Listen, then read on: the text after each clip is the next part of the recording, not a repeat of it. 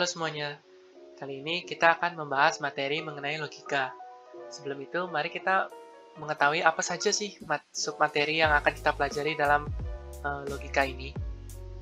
Submateri yang pertama yaitu proposisi, kemudian yang kedua ada operator logika, dan yang ketiga ada inferensi. Kita masuk ke dalam submateri yang pertama terlebih dahulu, yaitu proposisi. Apa itu proposisi?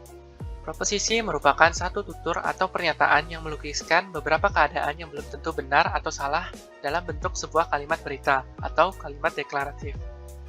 Proposisi dalam istilah yang dipergunakan dalam analisis logika, keadaan dan peristiwa-peristiwa itu pada umumnya melibatkan pribadi atau orang yang dirujuk oleh ujaran dalam kalimat. Contoh proposisi: semua makhluk hidup bernafas. Matahari terbit di timur. Dua contoh ini merupakan proposisi yang memiliki nilai kebenaran benar. Kemudian, contoh kalimat deklaratif yang bukan proposisi. X kurang dari 10, dan yang kedua, wanita itu terlihat cantik malam ini. Ini merupakan kalimat deklaratif yang bukan proposisi, karena ini memiliki nilai kebenaran yang bersifat subjektif, tergantung pemikiran dari sang pembaca. Kemudian, setiap proposisi pasti memiliki satu nilai kebenaran, benar atau salah. Maka, ketika dua atau lebih proposisi digabungkan, maka nilai kebenaran setiap proposisi dasar juga akan menjadi dasar dalam menemukan nilai kebenaran dari proposisi gabungan. Contohnya, Gary memesan mie ayam dan es sirup, atau dia memesan paket makanan berupa nasi ayam dan es sirup. Dalam contoh tersebut, ada tiga proposisi dasar, yaitu Gary memesan mie ayam, Gary memesan es jeruk, dan Gary memesan paket. Kemudian, dalam matematika informatika, sebuah proposisi dapat dilambangkan dengan huruf kecil untuk mempermudah penulisan. Contohnya, Gary memesan mie ayam dilambangkan dengan A, Gary memesan es jeruk dilambangkan dengan B, Gary memesan paket makanan dilambangkan dengan C. Maka, kita bisa menulis contoh tersebut dengan dalam kurung P dan Q atau R. Penghubung dan atau disebut dengan operator logika.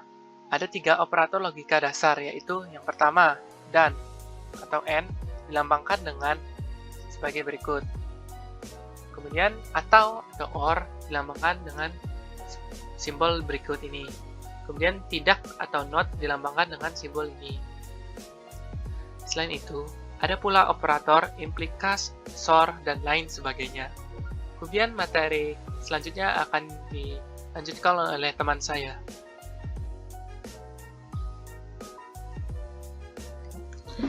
Baiklah, kali ini kita akan membahas tentang tabel kebenaran. Yang pertama adalah tabel kebenaran konjungsi. Kita ketahui, kita memiliki dua huruf, yaitu P dan Q, di mana P bernilai benar dan Q bernilai benar, maka konjugasi P dan Q sama dengan benar. Di mana P bernilai benar dan Q bernilai salah, maka konjugasi sama dengan S, salah. Di mana P bernilai salah dan Q bernilai benar, maka konjugasi sama dengan salah. Di mana P bernilai salah dan Q bernilai salah, maka konjugasi sama dengan salah. Maka dapat kita simpulkan, konjugasi akan bernilai benar jika kedua pernyataan sama dengan benar. Dapat disimpulkan jika P dan Q bernilai benar dua-duanya, yaitu P benar dan Q benar, sangat hasilnya sama dengan benar. Berbeda dengan yang lain, jika yang lain tidak ada benar-benar, ini benar dan salah, tidak mematuhi aturan, maka hasilnya akan sama dengan salah. Yang kedua adalah tabel kebenaran negasi. Negasi ini mirip seperti lawan kata atau kebalikan, di mana nilai P sama dengan benar, maka negasinya sama dengan salah. Di mana nilai P sama dengan salah, maka negasinya akan sama dengan benar. Maka dapat disimpulkan, jika suatu pernyataan bernilai benar, maka ingkaran atau negasi yang dihasilkan sama dengan salah. Dan jika yang dihasilkan sama dengan salah, maka negasinya akan sama dengan benar. Yang ketiga sama dengan tabel kebenaran disjungsi. Disjungsi ini menurut saya berbeda kebalikan dari negasi. Jika P bernilai benar dan Q bernilai benar, maka disjungsinya sama dengan benar.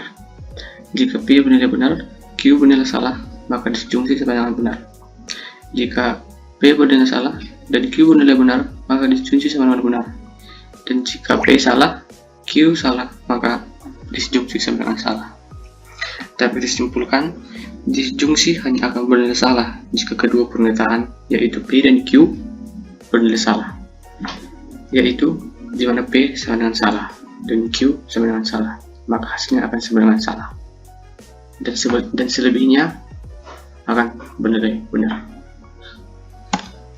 Baik, dari ketiga contoh yang di atas, kita akan menentukan nilai kebenaran dua proposisi. Seperti biasa, kita akan mendapatkan nilai P, yaitu benar-benar salah-salah, dan nilai Q sama dengan benar-salah, benar-salah. Ini akan menjadi titik acuan kita untuk menjawab beberapa komposisi-komposisi berikut. Yang pertama, P konjungsi negasi Q. Yang selanjutnya kita akan menuliskan terlebih dahulu P-nya, karena sudah diketahui di sini bilang P, yaitu P sama benar-benar salah-salah. Lalu setelah itu kita akan menulis yang di sini tulisannya negasi Q, dimana kita ketahui di sini Q, kita cari negasinya, yaitu berlawanan dengan Q, dimana benar salah akan menjadi salah benar.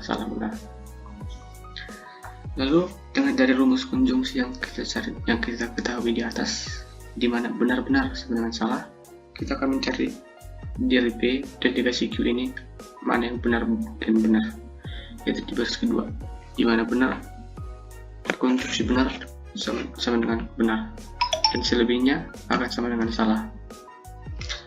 Lalu setelah itu, barisan ini akan kita lakukan operasi kepada negasi P. Lalu kita akan pertama-tama mencari negasi P. Dari mana negasi P? Yaitu dari P. Kita akan mencari negasinya dengan membalikkannya, di mana B menjadi salah, benar menjadi salah, dan salah menjadi benar, dan salah menjadi benar. Lalu kita akan mendapat hasilnya seperti ini. Lalu kita akan beralih kepada operasi selanjutnya, di mana negasi P disjungsi Q. Kita pertama-tama harus menentukan P-nya. P yang ini kita ambil dari sini. Oke, setelah itu lalu kita masukkan Q-nya. Q benar salah ini diambil dari sini juga, benar salah. Lalu sesuai aturan disjungsi tadi, jika salah sama dengan salah, lalu kita cari di mana itu, ada di baris keempat, benar salah sama dengan salah, maka selebihnya akan bernilai benar. Setelah kita dapatkan, maka kita akan membuat negasinya, karena disini diminta negasi dari hasil yang ini. Negasi dari benar-benar salah itu seperti kebalikan, seperti yang tadi saya bilang. Maka benar-benar salah menjadi salah benar. Lalu setelah itu kita akan mengoperasikannya kembali untuk mendapatkan yang ini. Kita akan mengoperasikan yang ini ke negasi Q, di mana nilai Q tadi benar salah, maka negasinya bernilai salah benar. Dan jika kita operasikan yang ini negasi dengan negasi Q, akan menjadi hasilnya seperti ini. Sekian yang dapat saya sampaikan. Terima kasih. Perkenalkan, nama saya Saifullah Rahman dengan digit NIM terakhir 028. Di sini saya akan menjelaskan tentang operator logika. Yang pertama ada AND atau konjungsi yang dilambangkan dengan seperti V terbalik. Suatu pernyataan P dan Q dapat digabungkan dengan menggunakan kata hubung dan atau AND sehingga membentuk pernyataan majemuk P dan Q yang disebut konjungsi yang dilambangkan dengan P and Q. Konjungsi akan bernilai benar jika dan hanya jika kedua pernyataan P dan Q benar. Contoh, Budi sudah belajar dan makan. Misalkan, untuk dapat diizinkan bermain oleh ibu, Budi harus memenuhi kondisi di atas. Jika satu saja atau bahkan kedua pernyataan tersebut dilanggar, maka Budi tidak diizinkan untuk bermain. Yang kedua, ada not atau negasi. Negasi didefinisikan sebagai pernyataan yang memiliki nilai kebenaran yang berlawanan dengan pernyataan semula. Suatu pernyataan atau P bernilai benar, maka ingkaran atau Q akan bernilai salah. Begitu pula sebaliknya. Contohnya, tadi misalkan P semua murid lulus ujian, dan P negasinya akan membentuk ada murid yang tidak lulus ujian. Yang ketiga, or atau disjungsi. Suatu pernyataan P dan Q dapat digabungkan dengan menggunakan kata hubung atau sehingga membentuk pernyataan majemuk P atau Q yang disebut disjungsi, yang dilambangkan dengan P disjungsi Q. Disjungsi hanya akan bernilai salah jika kedua pernyataan P dan Q salah. Contohnya, Bandung atau Palembang adalah kota yang terletak di Pulau Jawa. Palembang kan bukan terletak di Pulau Jawa.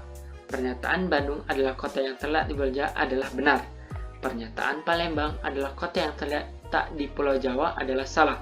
Sehingga pernyataan Bandung atau Palembang adalah kota yang terletak di Pulau Jawa bernilai benar. Materi ketiga, inferensi atau penarikan kesimpulan. Aturan inferensi. Argumen terdiri dari pernyataan-pernyataan yang terdiri atas dua kelompok, yaitu kelompok pernyataan premis atau hipotesa dan pernyataan konklusi atau kesimpulan. Yang kedua, validitas argumen. Artinya, kesimpulan dari suatu argumen berasal dari premis-premis yang bernilai benar. Jenis-jenis inferensi. Ada beberapa jenis-jenis inferensi. Yang pertama, modus ponen. Modus ponen adalah kaidah penarikan kesimpulan dari beberapa proposisi yang didasarkan pada tautologi P, konjungsi P, spesifik Q diintegrasikan, yang dalam hal ini P dan P spesifik Q adalah hipotesis, sedangkan untuk Q adalah konklusi atau kesimpulan. Sedemikian hingga kaidah modus ponen dapat ditulis sebagai berikut.